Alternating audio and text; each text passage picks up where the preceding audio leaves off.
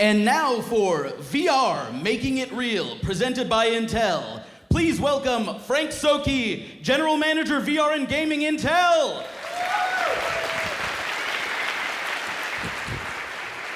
Thanks for the round of applause. You don't even know me. Actually, this is kind of interesting for me. First time I actually been at VRLA, so I'm kind of excited about telling you what I'm excited about, what I find really compelling. Let me begin here. So, virtual reality. I know there's a lot of realities, a lot of names we apply to this, but virtual reality is really, oh my gosh, the expanding world of compute is letting us interact with technology and people in ways that we just never did before. And when I think about Intel, we've been doing this for almost 50 years. And over 50 years, this amazing pace of technology from cloud to client, storage, memory, just tons of compute at everybody's fingertips. And in some ways, we almost take it for granted. It's become a little bit invisible in the background. And even in the 35 years I've been at Intel, 35 years. Oh my God. I know that's a crazy number. But within my lifetime, it still takes my breath away. I'm always amazed by what's around the corner because of the innovations taking place not only at Intel, but around the globe, what's happening with creators, what's happening with hardware such as we're seeing with some of the head-mounted displays. Very, very, very cool. But some of the things we're seeing, we're almost taking for granted. And how many people actually have 4K screens in some way or another? And they hold it in their hands at home, right? It's still a flat experience. We kind of take it for granted. I mean, it's an amazing display technology. I feel like it's almost realistic to me, but remember, it's flat. And what we're heading to is a world where it's not just a flat experience anymore, where you will be able to do things immersively, 360, interactive, connect with people in places you never connected before, and I would actually submit, I keep saying things like gonna, but how many of us are already seeing that already happen right now? It's just right at our fingertips. Sight, sound, audio. Some people are experimenting with haptics and what they wear to make them feel like they're very, very immersed. People are actually even talking about a sense of smell. If I'm playing a zombie game, I'm not sure I want to smell the zombies. But the idea is that everything's becoming very, very immersive. And despite the fact that we've had incredible technology advancements, we're just scratching the surface of what's possible, what's going on with virtual reality and all the realities. So let me give you a few examples. So TrueVR is a product and a technology from Intel, but this lets you sort of watch real sports. And when you're watching sports live, I can watch it from any angle that I want. We've moved from a world where the broadcasters are delivering an experience to you the way they think you want to see it, to an experience where you can control the camera angle and experience it any way you want. But I would submit we're still scratching the surface on that. So how many of you would like to be in the game? I want to have the quarterback point of view. I want to have the end's point of view. I may even want the coach's point of view. Being able to do that and actually interact with the players, you're saying, dude, you totally messed up on that, you fumbled. I mean, I know it would distract them a bit, but we're getting to the point where I can be in a point of view where I'm actually the player and allow the possibility, maybe it's only during training camps, to interact with them. That's one example. Another example would be simply, I want to be transported to places I've never been before. I've never been to the bottom of the Grand Canyon. I've never been to the top of a pyramid. Those kind of travel experiences, again, are just the tip of the iceberg. We're just scratching the surface. Because what if I could go on that experience virtually in the hope that I could actually be there physically, but actually interact with people at the other end? So it's not just a passive experience. I'm engaged with people and things at the other end. And I want to give you one more example on the medical side. What if, God forbid, I have to have a serious operation? Let's say I have a brain tumor. Surgeon's like, oh my God, Frank, this is intertwined with everything in your head. But he takes virtual reality, brings me along with him, shows me what he's going to go do, practices the surgery way ahead of time, and gets to the point where he removes 100% of the tumor, and I don't have to go through chemo. Now, I talked about that as a what-if scenario, but that has actually already happened. And again, we're just scratching the surface, because what if I could take that experience and it becomes as common as getting an X-ray? This is the world we're heading to right now. It's a very, very exciting opportunity. What we're doing is we're really creating this world without boundaries. I have physical limitations. You could probably guess my age by my length of service. I'm becoming a little bit more physically limited over time. But I'm also an artist. So I do glass blowing and glass fusing, things like that. And I feel like that helps me explore the creativity side of me and sort of removes a little bit of the boundaries on what I'm doing. But I can't defy gravity. I can't, move across space and time. But if you think about what's happening with virtual reality, that's exactly what we're talking about. We're changing the way we experience the world around us and removing those kind of physical limitations. So I wanted to introduce an up-and-coming filmmaker. We came across her a little bit by accident. She's won 2 Intel Science Awards, and I think she's some of the winnings to buy her first camera. She's got a very good, compelling story. We're actually proud to be able to sponsor her next episode and her next project. So let me welcome Iliza Mcnitt on stage to talk to us a little bit about what's keeping her excited. Thank you so much. Thanks for joining me on stage. Absolutely. And good morning, everyone.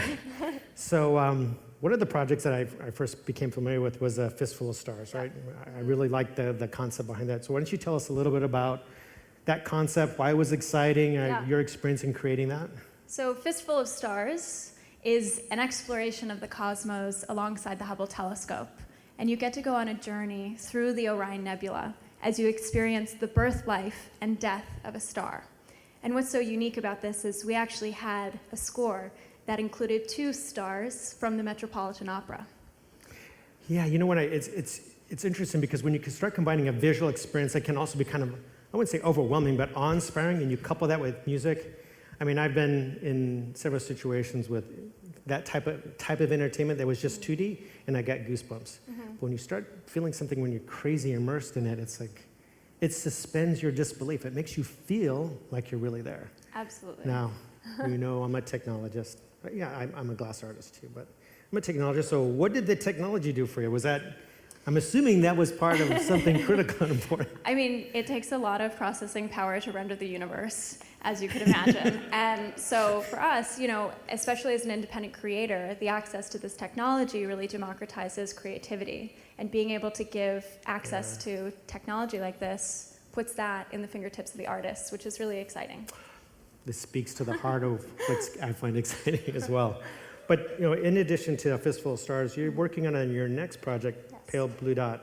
And I know, you know, artists don't like to expose completely everything they're doing in the next project, right? Because they like to be surprised and inspiring. But maybe you can tell me kind of how you're moving forward, sort of like with the next project, because of what you've done with Fistful of Stars and some of the technology. So Pale Blue Dot is an interstellar journey that'll transport us through the universe. And what's so exciting about that is we'll get to journey to worlds that we have never been to before, where humans have never traveled to. And what I'm most excited to explore through this experience is narrative through interactive storytelling, and really using the technology as a tool for a story. Oh, man. So, I mean, how many of you have been to like some pretty compelling, real experiences to a Grand Canyon or see the pyramids? When you think about bringing the universe to your fingertips like this, I find that pretty amazing. So thanks. I'm glad we could inspire and help you out there. I'm looking forward to seeing the project. Thank you. You bet. All right. Yes, you did hear her talk a little bit about technology. I'm going to talk just a little bit about that, because fundamentally, what we're doing at Intel over these last 50 years, and we can continue to count us to do, we're absolutely committed to delivering an amazing amount of performance and capabilities at a platform level. And that means not just the CPU. We have amazing manufacturing capabilities. And why is that important? Because unless we're advancing our technology, we're not to get to smaller and smaller devices. We're not to get to more powerful experiences. We can't to get to battery-operated and portable type experiences. But we're absolutely invested in making sure that happens at a CPU level, at our processor level. But in addition to that, we have an amazing amount of technologies that maybe you would not understand actually contribute to an amazing VR experience. And I'll give you a few examples here. The Thunderbolt is a single-wire, high-speed connection. Why the heck is that important to VR? I don't know if any of you have seen this, but there's the concepts coming around now, and some of them are in the market, where you have backpack VR, where you're putting compute on your body that's pretty powerful and connecting it to a headset. Well, I want to connect 3 wires. I want to connect 1 high-speed wire because I want to be able to take that on and off very easily, making that a lot more simple to use. I said, well, Frank, what about no wires? I don't want any wire at all. We're investing in wireless technology. So we have WiGig 60 gigahertz technology. So when I'm connected to a very powerful PC, whether that's a notebook or a desktop, wires are completely gone. Now I can move around and rotate in 360 space because I don't want to feel wires for 2 reasons.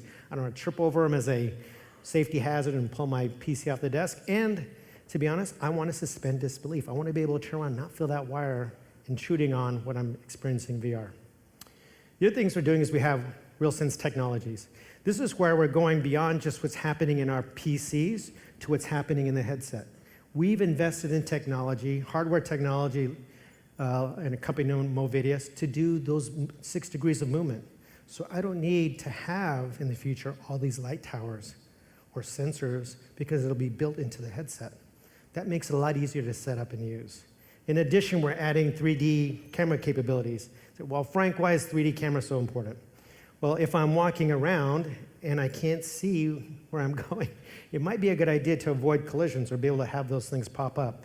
Or to bring real objects, because it can do 3D scanning, into my fake environment. What if I wanted to play tennis and have a real tennis racket and I like the weight and feel of it, and that brings that environment?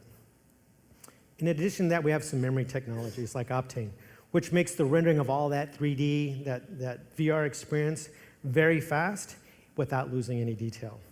There are a ton of platforms, technologies to bring, and on top of that, we're in these 360 environments. I don't know if you knew this, but there are terabytes of data thrown off for just minutes of video.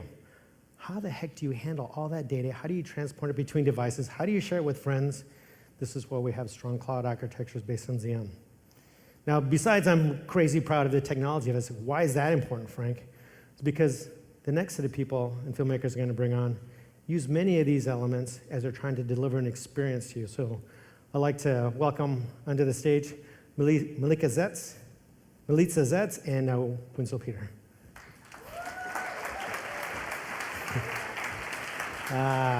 Thank you, Iliza. Thanks. Thank you. Wow, so I've, your tree project, I experienced it. What an interesting point of view. I would, from my perspective, it felt like, and forgive me for saying it this way, but it feels like part of making people feel something feels like empathy. And I'm starting to feel like virtual reality experiences are like empathy engines to me. But I would like you to speak about what that experience was, how you created, and what you're trying to accomplish. So Tree is a virtual reality experience that premiered at Sundance New Frontier in January. And it's initially inspired by a sound composition made by my friend and composer 15 years ago. He made this sound composition called Nightmare of a Tree that just through sounds follows the life cycle of a tree.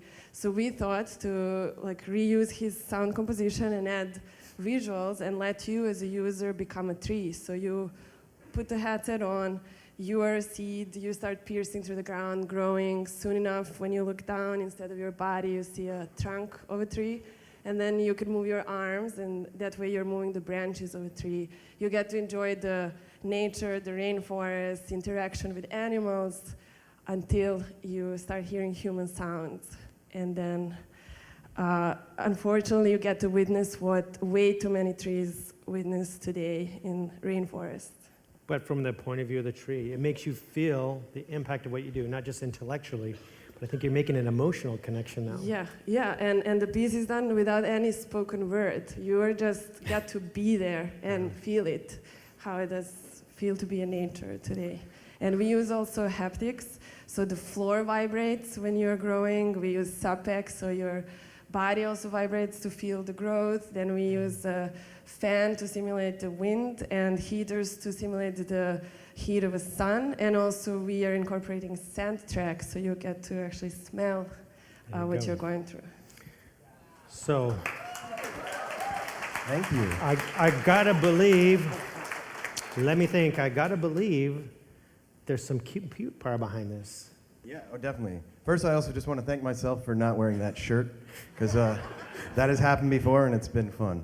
But no, so obviously technology played a huge role in this, and for Tree, it was really paramount for us to be able to have photorealism inside the game engine. And for this, we use Unreal, similar to what we use for a Giant. Yeah. And what's also really nice about Intel is that they've done a lot of the legwork underneath the hood, a lot of the shader optimization. I love just saying shader optimization. Yeah. Is already there for us. So that's really important because then we can spend more time, instead of having to sort of tinker with these things, we can spend more time on iteration cycles for the creative process, because that is really how, experimenting in VR is really where you get things done. You can have an idea in your head, but it's only till you actually see what it's like, experience what it's like in the headset, and then keep creating new versions, taking those nuggets that work and be able to iterate on that. And so, yeah, we're very thankful to be able to be partnering with you guys to continue to bring Tree to life. So, yeah. Dude, I'm honored. Without people as creative as you are, this technology would not be as valued as it is right now. It's only because of what you do. So thanks a ton. So you've gained a lot of experience with Tree, you gained a lot of experience with the technology. Glad we can help you there, but where are you going? Well, just there is this announcement of partnership with you guys, because initially we partnered with Droga 5 and Here Be Dragons and brought Tree to Sundance, but we now partnered with Intel, and that enabled us to continue working and improving Tree experience. So we are bringing it in a week. We will be showing it at the same time at Tribeca, NAB, and TED Conference in Vancouver. So if you're in any of these places, please come to check out Tree. But definitely we love to push the boundaries of storytelling and immersion of you as a viewer. And partnering with someone like Intel is crucial for us, because you guys are always thinking about innovation and enhancing your tools that we use to create impact. So thank you. It's an honor. Hey, thank you for sharing your experience. Thank you. Yeah, we look forward to many more projects as well. What this is coming down to, the sense you're getting, is that we're powering all of these realities. Anything that can help, any of the technology pieces that we have that are contributing to better experiences, we're absolutely honored to go help and go do. What I want to be able to do is also talk about one more project. Now, Scatter could not be here. They're developing a project, a film project, that'll be shown at Tribeca. They wanted to be here, but they're right in the middle of developing this project. And so what they asked us to do is, could we please send a film crew down to New York so they could give you sort of a preview of what they're working on and talk about what they value in our relationship. So let me play a little bit of that. VR is in its infancy. There's been huge breakthroughs in processing power that has allowed us to take what used to be just two-dimensional imagery and make it three-dimensional. And in virtual reality, a story can unfold in that space. What Scatter produces are projects that exist within a VR context, but borrow from the language of documentary. And the only way to do that right now is to use reality capture, depth kit, and volumetric video.